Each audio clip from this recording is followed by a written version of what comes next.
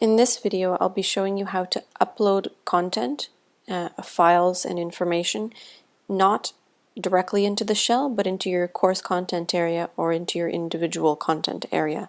And the reason that we're doing this is so that we are not taking up excessive amounts of space in each course shell and running out of our quota.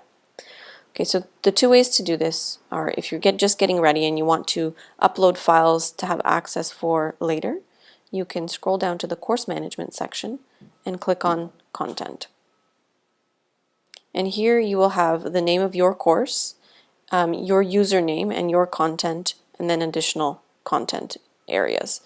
The best thing to do is either add content directly into the shell or into your own personal content. That way it's easier to access. For our purposes, it really doesn't matter because whenever you upload content into your area, you will have access to it through the course as well. It's really up to you how you do it. But let's say I want to add it into my personal content area. I'll click on my username, and this will take me to all the sections that I have uploaded myself. And you'll notice that some are folders and some are individual files.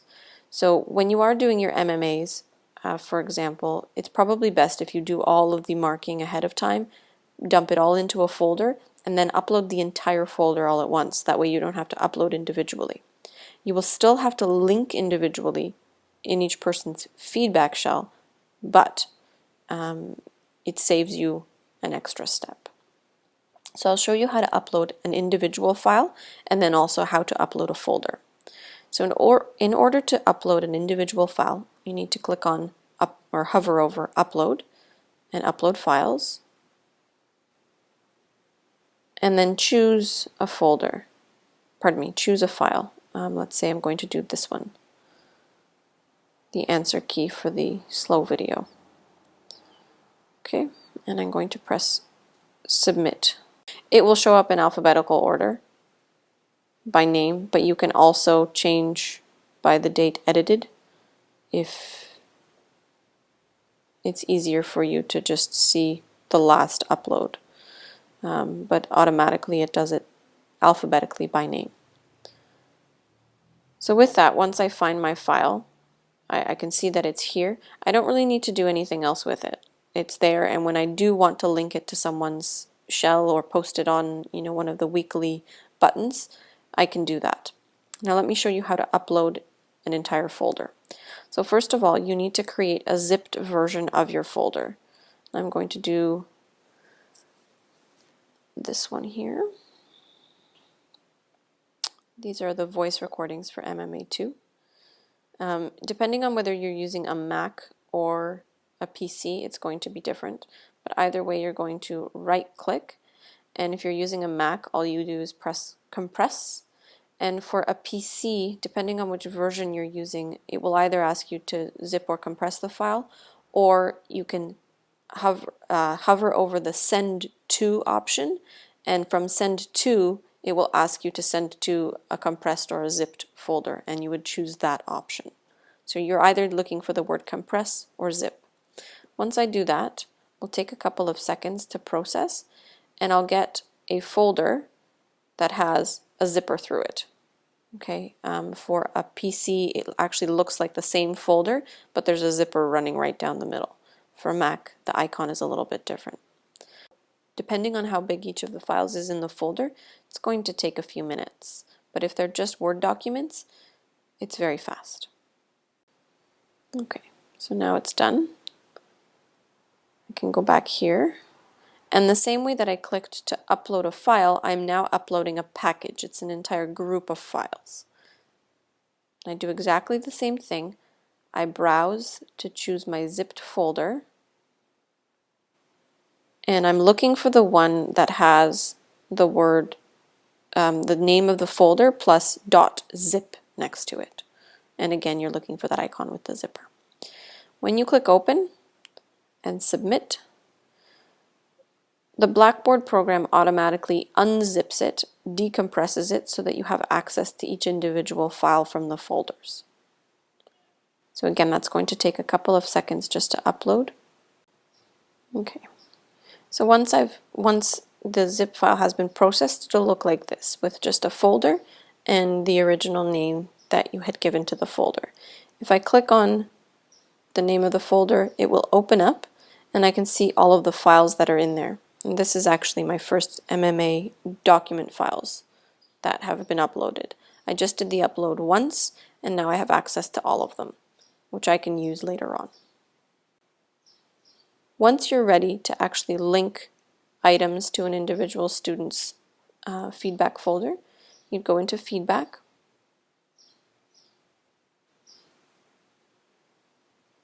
select where you would like the item to go. So let's say we're going to choose Arthur. And it's the same process. You're clicking on Build Content and adding a file. But now, instead of choosing Browse My Computer, you're choosing Browse the Content Collection.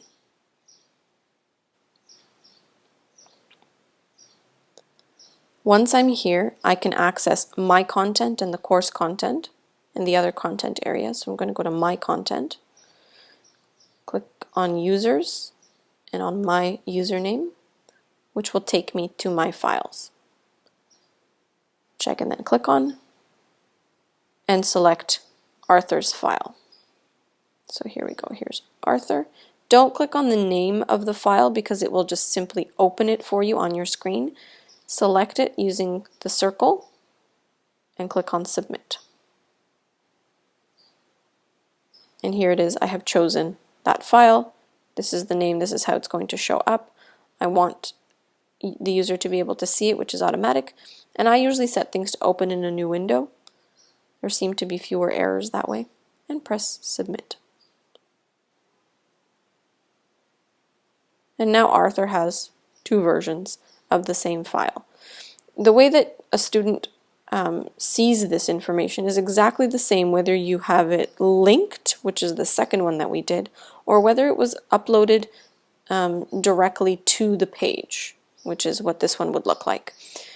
The difference is that this one is taking up significantly larger amounts of space than this one. This one is housed in the cloud, and this one is actually attached to your course, so it's taking up space in the folder. Now let's say I wanted to do this again and create a link, and I go to Browse Content Collection. And while I'm here, I realize that I actually haven't uploaded the file to Blackboard. I can't find it anywhere. Well, from this page, you can still upload both files and packages. So if I choose Upload a File, Browse, let's choose, we'll do this one, Word file will open quickly. And before I press Submit, I can also select this checkbox. And if I do that, if there's already a file with this name, I can automatically overwrite that file. So let's say I added this file previously, but then I realized, oh, there's a spelling mistake, I made a change, and now I wanted to fix it by uploading. If I check off this box, the new version of the file will cover up the old version. And anywhere that I've linked to it, that file will be updated, which is really great because that means that if you've made a mistake and you have 3 different places where you want to have links to this file, you only have to make the change once. We're not going to do that right now. I'm just going to press Submit. And now I can find this file here. Okay, so even if I hadn't done it previously, I just realized that I want it now. I can select it, go through all the checkboxes that are necessary, press Submit,